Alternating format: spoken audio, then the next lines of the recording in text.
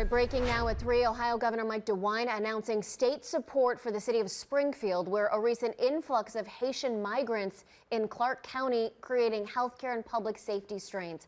It's actually making national headlines. The governor breaking down the new support right now. Let's listen in. Dramatic increase in the migrant children in Springfield schools, resulting in an increased need for more English as a second language services in these schools.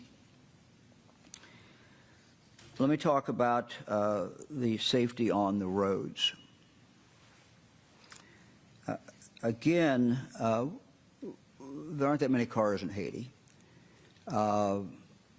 Most people don't drive. So a good number of the individuals who come to the United States have not driven before. And they certainly do not have an Ohio license. But they have not driven, many of them. And those who have driven have not gone through really any formal courses. This has created a great deal of concern among people who are on the road in Springfield and in Clark County. There's really not a familiarity also with the laws of the United States.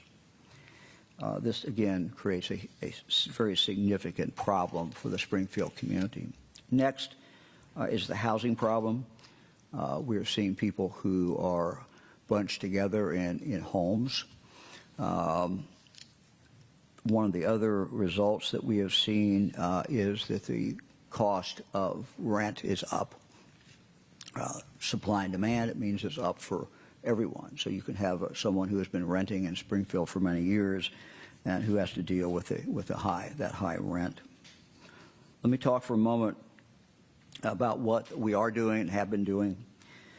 In addressing these considerable challenges, we've been consulting really for a number of months, many months, with Mayor Rue, with the county commissioners, with the health director, school officials, superintendent, other individuals. We've had meetings at the governor's residence where we pulled people together from Clark County to discuss the problems.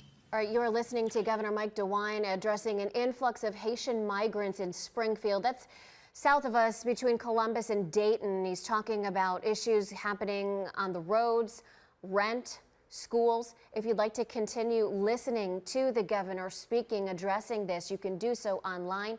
We have it streaming now across our digital platforms.